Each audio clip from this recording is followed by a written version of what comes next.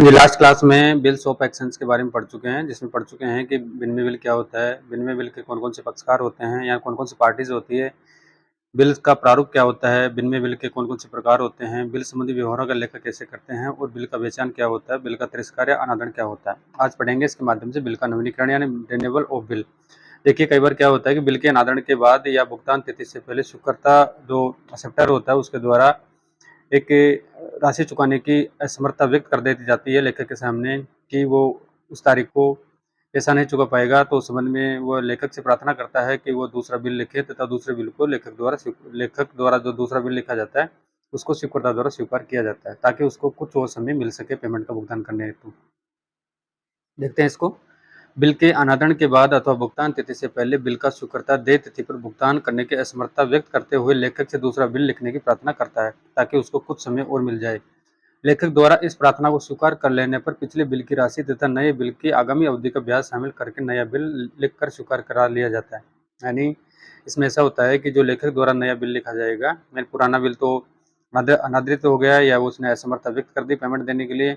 अब नए बिल में जो राशि लिखी जाएगी वो राशि जो पुराना बिल की अवधि है उस पर ब्याज की राशि तथा नए बिल में जो राशि आएगी वो राशि दोनों को ऐड करके लिखी जाएगी। वो स्वीकर्ता द्वारा उस राशि को स्वीकार कर ली जाएगी, तब पुराने बिल को रद्द कर दिया जाता है। यह कार्य बिल का नवीनीकरण कहलाता है। नए बिल में शामिल आगामी अवधि का ब्याज लेखक के लिए आय होती है, यानी जो नया बिल बनाया जाता है लेखक द्वारा इन लेनदार द्वारा उसके लिए आय होगी, क्योंकि जो पुराने बिल में ब्याज की राशि बाकी है वो इसमें इंक्लूड हो जाएगी और आगामी ब्याज राशि इसमें शामिल हो जाएगी, जिससे वह सीआर करेगा, क्योंकि आय है तो सीआर करेगा। स्वीकर्ता के लिए यह खर्चा हानि है जिसे वह डेबिट करेगा, क्योंकि स्वीकर्ता के लिए हानि होगी क्योंकि वो ब्याज डबल दे रहा है। बिल के नवीनीकरण की लेखा परीक्षा करते समय निम्नलिखित बातों को ध्यान में रखना चाहिए। अब इसमें 3 स्थिति होती है, देखते हैं फर्स्ट सिचुएशन क्या है। सबसे पहले पुराने बिल को रद्द करने की प्रविष्टि करनी होगी, जो बिल के अनादरण की प्रविष्टि की बात ही होगी। यानी सबसे पहले जो पुराना बिल है आपका उसको रद्द करेंगे, और वो एंट्री कैसे होगी, जिस प्रकार से बिल डिसऑनर हो जाता है उसी प्रकार से इसकी एंट्री होगी। तो फिर इसके बाद में देखेंगे कि नए बिल में शामिल किए जाने वाले ब्याज की गणना तथा उसकी प्रविष्टि कैसे होगी। इसके बाद नए बिल लिखने व स्वीकार करने की प्रविष्टि होगी। यदि नेक्स्ट बात करें, यदि बिल का स्वीकारकर्ता पुराने बिल की राशि का कुछ भाग नकद चुका देता है, यानी जो स्वीकार करता है एक्सेप्टर है, ड्रावी है, वो पुराने बिल की राशि कुछ पार्शियल रूप में आंशिक रूप से चुका देता है तथा शेष राशि का बिल स्वीकार कर लेता है, तो पुराने बिल को रद्द करने की प्रविष्टि होगी तथा इसके बाद नकद भुगतान की प्रविष्टि की जाएगी। फिर ब्याज की राशि की प्रविष्टि से अंत में ब्याज से नए बिल की प्रविष्टि की जाएगी। अब इसको देखते हैं वन बाय वन कैसे करते हैं। लेखा परीक्षित देखते हैं। लेखक की पुस्तकों में करेंगे यानी ड्रावर की पुस्तकों में करेंगे या लेनदार की पुस्तकों में करेंगे। पुराना बिल, सर्वप्रथम तो पुराना बिल रद्द करेंगे, तो रद्द करने की एंट्री हो जाएगी ड्रावी या acceptor account debit to bills receivable, यानी जो आपका स्वीकर्ता है उसका नाम आ जाएगा टू बिल्स रिसीवेबल अकाउंट, यानी ओल्ड बिल की जो राशि है उसको कैंसिल कर देंगे। नेक्स्ट बात करें बढ़ी हुई अवधि का ब्याज, और जो बढ़ी हुई अवधि है उसने आगामी एक्सटेंड डेट करवाई है तो उस समय में उसको ब्याज देना होगा, तो स्वीकृता द्वारा देय होने पर ड्रावी या acceptor account debit to interest. Next है नया बिल लिखने और स्वीकार करने पर। अब नया बिल लिखेंगे जिसमें पुराने बिल की राशि भी आएगी प्लस ब्याज भी आएगा, तो bills receivable account debit to drawee या एक्सेप्टर, यानी जो स्वीकर्ता है उसका नाम इसमें आ जाएगा। ये तो हो गए लेखक की पुस्तकों में। अब स्वीकारकर्ता की पुस्तकों में करेंगे तो एंट्री हो जाएगी पुराना बिल रद्द करने पर bills payable account debit to drawer, यानी ड्रावर में नाम आ जाएगा लेखक का या लेनदार का। बढ़ी हुई अवधि का ब्याज देय होने पर, जो बढ़ी हुई अवधि है उसका ब्याज देना होगा, तो एंट्री हो जाएगी interest account debit to drawer. अब नया बिल लिखने और स्वीकार करने पर एंट्री होगी drawer account debit to bills payable, यानी पुरानी बिल की राशि प्लस ब्याज की राशि इसमें दोनों शामिल हो जाएगी।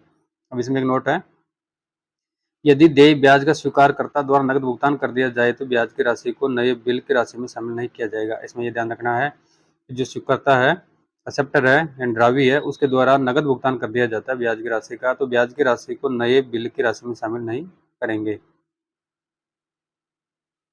नेक्स्ट है स्वीकृता का दिवालिया होना, यानी जो एक्सेप्टर है, ड्रावी है, अगर वो दिवालिया हो जाता है तो उस संबंध में क्या होगा। दिवालिया हो गया तो राशि का भुगतान नहीं कर पाएगा, तो इस संबंध में क्या होगा। यदि बिल का स्वीकारकर्ता बिल की देय तिथि या उसके पूर्व दिवालिया हो जाता है तो उससे बिल की पूरी राशि वसूल नहीं हो सकती। अगर दिवालिया हो गया यानी उसके दायित्व ज़्यादा हो गए संपत्ति से, तो स्वाभाविक दिवालिया हो जाएगा, तो उससे पूरी राशि वसूल नहीं हो सकती। इस स्थिति में बिल का अनादरण हो जाता है, यानी जो ये सिचुएशन क्रिएट होगी तो इसमें बिल है वो डिसऑनर्ड हो जाएगा। इसलिए पहले बिल अनादरण होने का लेखा पूर्व में बताई गई विधि के अनुसार करेंगे। सर्वप्रथम बिल का अनादरण करेंगे, जो अनादरण हुआ बिल का उस संबंध में जो पहली वाली विधि में भी एंट्री की बात की तो उस तरीके से एंट्री होगी। इसके फलस्वरूप स्वीकारकर्ता बिल की संपूर्ण राशि से लेखक का देनदार बन जाता है, यानी जो स्वीकार करता है वो बिल की संपूर्ण राशि से लेखक का देनदार बन जाता है। दिवालिया होने की दशा में स्वीकारकर्ता से प्राप्त राशि तथा संपूर्ण देय राशि का अंतर लेखक के लिए हानि है, जिसे वो डूबत ऋण यानी बैड डेब्ट्स खाते में डेबिट करेगा। यानी तो दिवालिया होने की दशा में जो स्वीकारकर्ता से राशि प्राप्त करनी है, मान के चलो 20,000 प्राप्त करना था, लेकिन 10,000 उसने पहले दे दिए, बाकी रह गया 20,000। 30,000 टोटल प्राप्त करने हैं, उसने 10,000 पहले दे दिए, बाकी रह गए 20,000। तो 20,000 रुपये अब उसको प्राप्त नहीं होगी, तो इस तरीके से वो डूबत ऋण हो जाएगा। तो डूबत ऋण हो जाएगा तो बैड डेब्ट्स को डेबिट कर देंगे। जबकि स्वीकारकर्ता के लिए यह न्यूनता को प्रकट करता है, यानी जो स्वीकार करता है एक्सेप्टर है उसके लिए न्यूनता है, डेफिशिएंसी है, तो जिसमें वह न्यूनता खाते यानी डेफिशिएंसी अकाउंट में सीआर करेगा। इस संबंध में लेखा प्रविष्टियां किस प्रकार से होगी देखो। अब फर्स्ट करेंगे लेखक की पुस्तकों में और स्वीकारकर्ता की पुस्तकों में। तो फर्स्ट बात करेंगे लेखक की पुस्तकों में करेंगे तो बिल का अनादरण होगा, तो उसमें एंट्री हो जाएगी driving account debit to B R या बैंक अकाउंट या एंडोर्सी, जो भी नाम है वो आ जाएगा। स्वीकारकर्ता की पुस्तकों में करेंगे bills payable account debit to drawer bill dishonour की। और स्वीकारकर्ता से राशि प्राप्त होने पर एंट्री कर देंगे, जितनी राशि प्राप्त होती है केस अकाउंट डेबिट, जितनी राशि प्राप्त हुई है वो लिख देंगे, बेड डेब्ट जितना नुकसान हुआ है, जितनी राशि प्राप्त नहीं हो बेड डेब्ट में डेबिट हो जाएगी तो ड्राइवी यानी स्वीकारकर्ता का नाम आ जाएगा। और स्वीकारकर्ता की पुस्तकों में एंट्री करेंगे तो driver account debit to cash to deficiency, driver को कितनी राशि भुगतान की है टोटल, लेखक का नाम इसमें आ जाएगा। टू केस केस टोटल राशि कितनी है उसकी मान के चलो 30,000 है, 20,000 रुपया तो बैड डेब्ट्स में है और 10,000 रुपये उसने प्राप्त कर ली, तो ड्राइविंग में टोटल 30 ड्राइवर में टोटल 30,000 रुपये की राशि डेबिट हो जाएगी। टू केस में 10,000 आ जाएंगे, टू डेफिशिएंसी या न्यूनता खाते में 20,000 रुपये चले जाएंगे। Amount paid and balance treated as deficiency. अब लास्ट बात करते हैं अनुग्रह या सहायतार्थ बिल की। देखिए अनुग्रह सहायतार्थ बिल क्या होते हैं, तो दो मित्र होते हैं व्यापारिक उद्देश्य हेतु आपसी बिल लिखते हैं, उन बिलों को दोनों भुना लेते हैं, उससे दोनों व्यापारियों की आवश्यकता पूरी हो जाती है। जब बिल व्यापारिक लेन देनों के फलस्वरूप उत्पन्न देय राशि के भुगतान हेतु हो तो वह व्यापारिक बिल कहलाता है, यानी व्यापारिक उद्देश्य हेतु हो, व्यापारिक लेन देनों के संबंध में हो। एक्स व्यक्ति ने वाई को लिखा था तो वाई व्यक्ति ने एक्स को लिखा, दोनों ने स्वीकार कर लिया और राशि प्राप्त कर ली, यही अनुग्रह सहायता बिल कहलाता है, अकोमोडेशन बिल। किंतु व्यापारिक जगत में कई बार दो मित्र व्यापारिक लेनदेनों के बिना ही परस्पर अल्पकालीन रोकड़ संबंधी आवश्यकता की पूर्ति के लिए एक दूसरे पर बिल लिखते हैं, स्वीकार करते हैं, ऐसे बिल अनुग्रह बिल या सहायता बिल कहलाते हैं। किंतु व्यापारिक जगत में कई बार दो मित्र व्यापारिक लेनदेनों के बिना ही यानी परस्पर उसका उनका वित्तीय आवश्यकता होती है उनको पूरा करने हेतु बिल लिख देते हैं, जिसमें एक पक्ष उस बिल लिखता है दूसरा पक्ष स्वीकार कर लेता है, तो उस संबंध में उनकी आवश्यकताएं पूरी हो जाती है। इन बिलों को बट्टे पर भुनाकर अल्पकाल के लिए वित्त व्यवस्था करते हैं तथा देय तिथि पर बिल का भुगतान कर देते हैं। अनुग्रह बिलों का लेखांकन ठीक व्यापारिक बिलों की तरह ही किया जाता है। और अनुग्रह बिल आपके 3 प्रकार के होते हैं। फर्स्ट बात करें जैसे अपने मित्र व्यापारी द्वारा लिखे गए बिल को स्वीकार कर उसकी मदद करना, इसमें लेखक बिल को भुगतान प्राप्त राशि का व्यापार में उपयोग कर लेता है तथा देय तिथि पर बिल की राशि स्वीकारकर्ताओं को भेज देता है, जिसे स्वीकारकर्ता बिल का भुगतान कर देता है। सेकंड है लेखक व स्वीकारकर्ता दोनों व्यापारिक आवश्यकताओं की पूर्ति हेतु अधिक राशि का एक बिल लिखना व स्वीकार करना, यानी कई बार जो लेखक व स्वीकारकर्ता होता है यानी ड्रावर और ड्रावी होता है वो अधिक राशि का बिल लिख देते हैं, जिससे दोनों की आवश्यकताएं एक बिल से पूरी हो जाती है, दोनों उस राशि को अपने अनुपात में बांट लेते हैं। लेखक द्वारा बिल बैंक से बनाकर प्राप्त राशि को दोनों आपस में बांट लेते हैं। बट्टा वे भी धनराशि के अनुपात में दोनों के द्वारा वहन किया जाएगा। जो बैंक द्वारा बट्टा लिया जाएगा वो दोनों जो राशि उन्होंने प्राप्त की है डिवाइडेड की है उस अनुपात में बट्टा वहन उन दोनों द्वारा कर लिया जाएगा। देय तिथि पर लेखक अपने हिस्से की राशि स्वीकारकर्ता को भेज देता है तथा स्वीकारकर्ता बिल का भुगतान कर देता है। नेक्स्ट है थर्ड नंबर का पॉइंट है इसमें, जब व्यापारियों को धन की आवश्यकता अधिक होती है तो आपस में एक दूसरे पर बिल लिखकर वो स्वीकार करके बैंक से बुनाकर अपनी आवश्यकता की पूर्ति कर लेते हैं। यानी जब व्यापार को धन की अधिक आवश्यकता होती है तो वे आपस में एक दूसरे पर बिल लिखकर वो स्वीकार कर बैंक से बुनाकर अपनी आवश्यकता की पूर्ति कर लेते हैं। जब उसका टाइम डेट आता है, ड्यू डेट आती है, तभी जो भी व्यापारी है जिसने बिल स्वीकार किया है वो बैंक को भुगतान कर देता है। एक दूसरे के द्वारा उपयोग में ली गई राशियों के अंतर यदि कोई हो, अगर इनमें से कोई अंतर कर रखा है, जैसे माना कि एक्स ने 20,000 रुपये प्राप्त किए हैं तथा वाई ने 30,000 प्राप्त किए हैं, तो 10,000 का अंतर है, तो उस अनुपात को बराबर कर लेंगे, समायोजन करते हुए स्वीकृत बिलों का भुगतान कर दिया जाता है। ये तो साथियों आपकी बिल्स के प्रकार की बात हो चुकी है, जिसमें पढ़ चुके हैं कि विनिमय बिल के पक्षकार कौन कौन से होते हैं, प्रारूप क्या होता है, विनिमय बिल के प्रकार और बिल संबंधी व्यवहार का लेखा कैसे करते हैं, ड्रावी की पुस्तकों में या ड्रावर की पुस्तकों में बिल का बेचान क्या होता है, बिल का अनादरण या तिरस्कार क्या होता है, बिल का नवीनीकरण कैसे किया जाता है, अगर कोई स्वीकृत दिवालिया हो जाए तो उस समय में किस प्रकार से डेफिशिएंसी अकाउंट खोला जाएगा, अनुग्रह सहायता बिल क्या होते हैं आदि विस्तार से पढ़ चुके हैं। अब आपका मेन टॉपिक आएगा यानी सहायक बहियां है। आपके सहायक बहियां 8 प्रकार के होते हैं जिनमें से 6 का पहले अध्ययन कर चुके हैं और 2 बची आपकी बीआर और BPN, bills receivable and bills payable. तो इनको देखेंगे कि बिल्स रिसीवेबल जो बीआर बुक है उसमें किस प्रकार से लेखा किया जाता है, उसका परफॉर्मा क्या होता है, बिल्स पेबल एंड बीपी का परफॉर्मा क्या होता है और लेजर में उनकी पोस्टिंग किस प्रकार से करते हैं। देखिए, प्राप्य बिल तथा देय बिल पुस्तकें यानी bills receivable and bills payable books. जब बिल संबंधी व्यवहारों की संख्या अधिक होती है तो लेखांकन की सुविधा की दृष्टि से व्यवहारों को दर्ज करने के लिए 2 सहायक पुस्तकें रखी जाती है। जैसा कि लास्ट जो सहायक भैया हैं उसमें पढ़ चुके हैं कि अगर व्यापार में ज़्यादा ट्रांजैक्शन होते हैं, व्यवहारों की संख्या ज़्यादा है, खरीद बिक्री ज़्यादा होती है, ग्राहकों की संख्या ज़्यादा है, तो उस संबंध में व्यापारी द्वारा मुख्य जनरल ना रख के सहायक भैया रखी जाती है। अब सहायक भैयों में अलग अलग प्रकार की सहायक भैया रखी जाती है, जिसमें से आज इसमें बात कर रहे हैं बीआर की और बीपी की। इनमें एक प्राप्य बिल पुस्तक तथा दूसरी बिल यानी दूसरी होती है आपकी बीपी बिल पुस्तक होती है। इन पुस्तकों को रखने के मोटे तौर पर 2 बेनिफिट्स होते हैं, एडवांटेज होते हैं। यानी फर्स्ट तो होता है आपका बिलों के संबंध में सही सूचनाएं तत्काल से इनमें मिल जाती है, यानी कितने बिल बीआर के हैं और कितने बीपी के हैं। लेखांकन के समय में बचत होती है। बिल भैया रखने पर प्राप्ति एवं स्वीकृति संबंधी व्यवहारों की जनरल प्रविष्टियां नहीं करनी पड़ती है। आपको ध्यान में रखना है, अगर बिल भैया आप रख रहे हो, बीआर रख रहे हो, बीपी रख रहे हो, तो उस संबंध में प्राप्ति एवं स्वीकृति संबंधी व्यवहारों की जनरल एंट्री करने की आवश्यकता नहीं पड़ती है।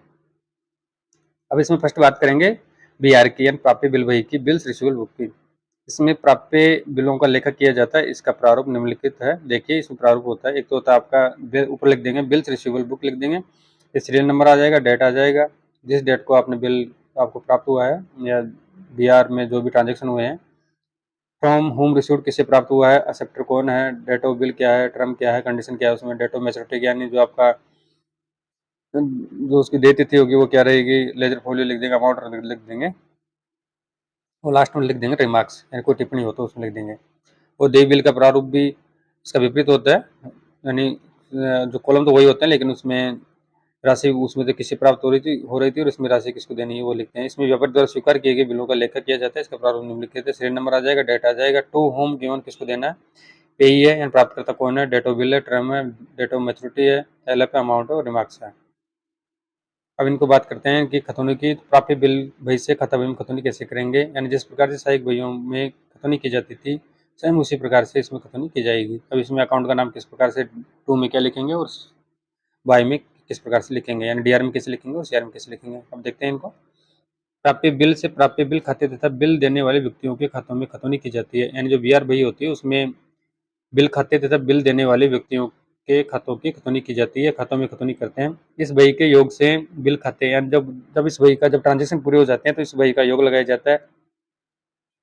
जब भी आपको आवश्यकता हो, जैसे महीने में लगा रहे हो, सप्ताह में लगा रहे हो, 15 दिन में लगा रहे हो, जो भी आपकी व्यापार की स्थिति है, आवश्यकता है, उसके हिसाब से आप जब बीआर बही का योग लगाएंगे, योग लगाते ही आप उसको बीआर अकाउंट को नाम को यानी डेबिट करेंगे, यानी बीआर अकाउंट के नाम से उसको डेबिट कर दिया जाएगा तथा प्राप्य बिल खाते के नाम एंड डीआर पक्ष पर विवरण के यानी विवरण में to sundries as per bills receivable book लिखा जाता है, यानी to sundries as per BR book लिखा जाता है। इसी प्रकार जिनसे बिल प्राप्त हुए हैं उन सभी व्यक्तियों के खातों में जमा पक्ष पर बाई बीआर अकाउंट लिखकर रकम के खाने में संबंधित राशि लिख दी जाती है।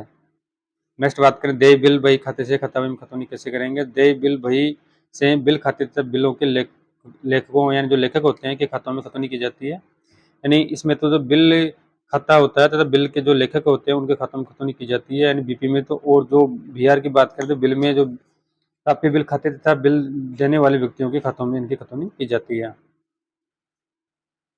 इस बही के योग से देय बिल खाते यानी बीपी अकाउंट को सीआर किया जाता है, क्योंकि ये लाइबिलिटीज है तो सीआर किया जाएगा तथा देय बिल खाते के जमा यानी सीआर पक्ष पर विवरण के खाने में by sundries as per BP लिखा जाता है, यानी जब योग किया जाएगा तो सीआर जो ये बीपी होता है इसका बैलेंस सीआर होता है तो सीआर साइड में लिख देंगे, by sundries as per bills वो पेबल बुक लिख दिया जाएगा। और इस तरीके से आपको बीआर है, बीआर में बीआर का बैलेंस टू होता है, डेबिट होता है क्योंकि संपत्ति होती है, तो इसमें to sundries as per BR book लिख देते हैं। इसी प्रकार बिलों के जो लेखक होते हैं उनके व्यक्तिगत खातों में डीआर पक्ष पर बीपी अकाउंट लिखकर रकम के खाने में समझ राशि लिख दी जाती है। ठीक है, जबकि बी आर है उनमें सी आर करेंगे, सी आर पक्ष पर बाई बी आर अकाउंट लिख दिया जाता है। इसको एग्जाम्पल से समझते हैं। कैलाश के निम्नलिखित व्यवहारों को प्राप्य बिल बही व देय बिल बही में दर्ज करना है तथा खाता बही में इनकी खतौनी भी करनी है। अब इनको देखते हैं। जगदीश द्वारा, अभी तारीख देख लें, 2004 वर्ष है, 2 अप्रैल, 5 अप्रैल, 10 अप्रैल, 21, 25, 28, 29 है। जगदीश द्वारा स्वीकृत 4 माह का बिल प्राप्त हुआ 15,000 का। रामोतार का 2 माह का बिल स्वीकृत किया 20,000 का। सोन से 3 माह का बिल प्राप्त किया 18,000 का। ललित से 2 माह की स्वीकृति प्राप्त हुई 25,000 रुपये की राशि से। बनवारी के 4 माह के बिल की स्वीकृति प्रदान की गई 40,000 के। मोहन ने एक 3 माह का बिल स्वीकृत करके दिया 10,000 का। मधु का 1 माह की अवधि का बिल स्वीकार किया 22,000 का। अब इनको पहले तो बिल्स रिसीवेबल बुक में लिखेंगे, फिर बीपी में लिखेंगे। तो आपकी डेट आ जाएगी, दिनांक आ जाएगी, सीरियल नंबर है 1 2 3 4। 2 अप्रैल, 10 अप्रैल और 21 अप्रैल और 28 अप्रैल में जो ये एंट्री हो रही है वो बिहार से संबंधित है।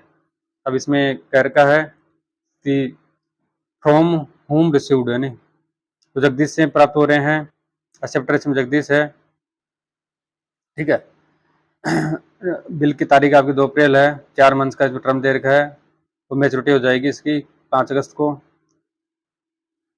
ठीक है। 4 महीने 5 अगस्त को हो जाएगी। 3 दिवस अनुग्रह दिवस को जोड़ देंगे। अमाउंट कितनी है आपकी 15,000 की। इस तरह से सोन है, सोन में 18,000 आ जाएगी, ललित में 25,000 आ जाएगी और मोहन में 10,000 आ जाएगी। ठीक, आपको समझ में आ चुका होगा, आपको पुनः समझाता हूँ। देखिए इसमें क्या है, यानी जो आपको बिल प्राप्त हुआ है, बिल प्राप्त होने की एंट्री आप जब इस खाता बही में करेंगे तो इसमें सर्वप्रथम आपको सीरियल नंबर लिखना होगा, डेट लिखनी होगी, फ्रॉम होम रिसीव्ड किससे आपको पैसा प्राप्त हो रहा है होगा, एक्सेप्टर कौन है, डेट के बिल क्या है, टर्म में कितने महीने की अवधि है, मैच्योरिटी अवधि क्या रहेगी, लेजर फोलियो नंबर आ जाएगा, अमाउंट आ जाएगी और रिमार्क्स और टिप्पणी तो आ जाएगी। अब इसमें सर्वप्रथम जगदीश से पैसा प्राप्त होना है। जगदीश इसमें एक्सेप्टर हो गया।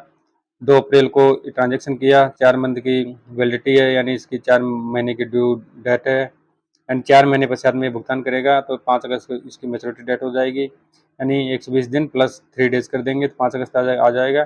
टोटल राशि 15,000 आ जाएगी। ऐसे ही सोन में आ जाएगी। सोने 3 महीने का लिखा है तो जुलाई 13 में इसके 3 महीने हो जाएंगे, 10 दिवस 3 दिवस एक्स्ट्रा ऐड कर देंगे। इस तरीके से ललित में आ जाएगी और लास्ट में मोहन में आ जाएगी। फिर टोटल कर लेंगे, अमाउंट का टोटल 68,000 आ गया। फिर इनको इसका डीआर बैलेंस होता है तो इसमें लिखते हैं बिल्स रिसीवेबल अकाउंट डेबिट लिख देंगे 18,000 से। इस तरह से बीपी की बात करें, बिल्स पेबल की करें तो इसमें सेम है, serial number, date, to home given, payee, date of bill, term, date of maturity, LF, amount, remarks है। अब फर्स्ट की बात करते हैं। 15 अप्रैल में इसमें ट्रांजेक्शन हुआ, यानी किसको पैसा देना है, रामोतार को, पेई कौन है, रामोतार है। 5 अप्रैल को इन्होंने ट्रांजेक्शन किया, 2 महीने की इनकी टर्म अवधि है, जून 8 को ये इनकी मैच्योरिटी हो जाएगी, क्योंकि तीन दिवस 60 अप्रैल से लेके 60 दिवस ऐड करेंगे तो 5 जून हो जाएगा। 5 जून में 3 दिवस अनुग्रह दिवस के रूप में ऐड कर देंगे तो 8 जून आपका हो जाएगा 20,000 रुपये राशि। इस तरीके से बनवारी का है, बनवारी का 40,000 का है और मधु का आपका 22,000 का है, तो टोटल 22,000 आपके बीपी में आ गया और आपके बिहार में 68 है। और इनका फिर टोटल कर लेंगे तो लिख देंगे बिल्स पेबल अकाउंट सीआर कर देंगे 22,000 से। अब इनकी लेजर बनानी है, बिल्स रिसीवेबल अकाउंट की बनाएंगे तो बिल्स रिसीवेबल अकाउंट लिख देंगे। इसमें आपको लेजर का परफॉर्मा पता ही है, date particular JF amount, date particular JF amount, यानी डीआर और सीआर साइड की। तो इसमें पोस्टिंग करने का नियम आपको पता है, तो 200 as per bills receivable book लिख देंगे 68,000 की। जगदीश अकाउंट के लेजर में पोस्टिंग करेंगे तो बी आर अकाउंट 15,000 का है, सोन का क्योंकि वहाँ पे डेबिट हो रहा था सी आर हो जाएगा तो बी आर 18 का है, 25 का है और 10 का है। और बिल्स पेबल की बात करेंगे तो 22 एज पर बीपी लिखेंगे, क्योंकि दायित्व सी आर में लिखेंगे और बी आर को जब खाता बीमा खत्म नहीं करते हैं लेजर में तो 22 as per B are book लिखेंगे और इसको 22 एज पर बीपी बुक लिख देंगे 22,000 से। अब रामोतार का अकाउंट खोल लेंगे। रामोतार एंट्री में सीआर होता है तो उसको लेजर पोस्टिंग विपरीत करेंगे, डेबिट में कर देंगे 20,000 से, बनवारी को डेबिट कर देंगे 20,000 से और मधु का जो खाता है उसमें 2 बीपी अकाउंट को 22,000 से डेबिट कर देंगे। तो ये तो हो गया आपकी ledger and posting B R on BP से। ठीक है, तो आपको समझ में आ चुका होगा आपका ये bills of exchange and B R and BP जो आपके सहायक भैया हैं उनमें लेजर में कैसे पोस्टिंग करते हैं वो कंप्लीट कर चुके हैं। धन्यवाद।